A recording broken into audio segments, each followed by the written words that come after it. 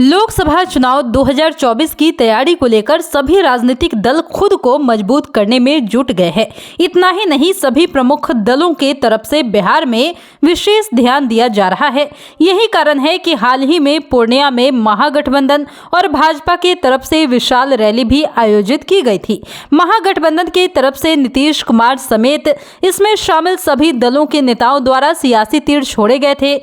वहीं भाजपा की तरफ से केंद्रीय गृह मंत्री अमित शाह ने भी वाल्मीकि नगर में जनसभा को संबोधित किया था। इसके बाद अब जो जानकारी निकलकर सामने आ रही है उसके मुताबिक एआईएमआईएम और हैदराबाद के सांसद ओवैसी भी बिहार के सियासी रण में कूदने की तैयारी कर चुके हैं। दरअसल एआईएमआईएम चीफ हैदराबाद के सांसद ओवैसी बिहार के पूर्णिया और किशनगंज में 18-19 मार्च को अधिकार पदयात्रा निकालेंगे। पार्टी की राज्य इकाई के अध्यक्ष अख्तरुल इमान ने कहा कि पूर्णिया में केंद्रीय गृह मंत्री अमित शाह ने पिछले साल सितंबर में एक रैली को संबोधित किया था, जबकि महागठबंधन ने इसी साल फरवरी में महा रैली की थी। इसके बाद अब हमारी पार्टी पूर्णिया और किशनगंज में 18 और 19 मार्च को अधिकार पदयात्रा निकालेगी। ओवैसी की इस अधिकार पदयात्रा का मकसद सीमांचल में अन्याय के मुद्दों को उठाना है। इस दौरान वो पूर्णिया के बैसी अमौर और किशनगंज के कुछ हिस्सों का दौरा करेंगे।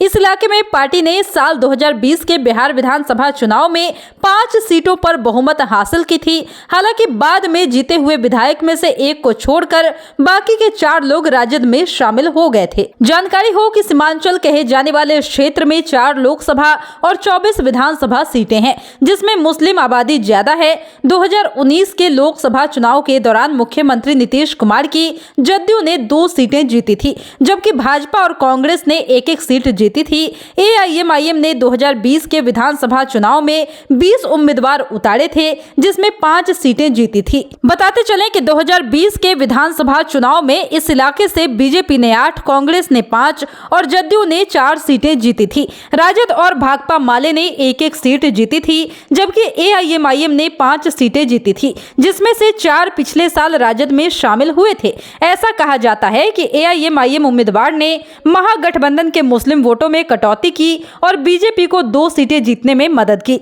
ऐसे में बिहार में ओवैसी की एंट्री महागठबंधन के लिए किसी खतरे की घंटी से कम नहीं होगी। दीक्षांत एडुटेक लाया है दीक्षांत ई लर्निंग ऐप। बने दीक्षांत का चैनल पार्टनर और अर्न करे लाखों रुपए प्रति महीने। चैनल पार्टनर बनने के लिए विजिट करें www.दीक्षांत.com। दीक्षांत एडुटेक लाया है दीक्षांत डिजिटल क्लास। दीक्षांत डिजिटल क्लास का उपयोग कर छात्र बना सकते हैं पढ़ाई को बेहद आसान और मजेदार। दीक्षांत डिजिटल क्लास को स्कूल में बैठकर देखना है तो पेन ड्राइव और स्मार्ट टीवी बनेगा सही माध्यम। चलिए अब ये भी जानते हैं कि दीक्षांत डिजिटल क्लास का फी स्ट्रक्चर क्या होगा। नर्सरी से लेकर यूकेजी के लिए 7,000, नर्सरी से लेकर दूसरी कक्षा के लिए 12,000, नर्सरी से लेकर 5वीं तक के लिए 18,000, नर्सरी से लेकर 8वीं तक के लिए 24,000, नर्सरी से लेकर 10वीं तक के लिए 30,000। अगर आपको डेमो करना है तो उसके लिए आप दीक्षांत डिजिटल क्लास के यूट्यूब चैनल को विजिट कर सकते हैं। हमारे यूट्यूब चैनल को सब्सक्राइब और फेसबुक पेज को लाइक करना ना भूले। धन्यवाद।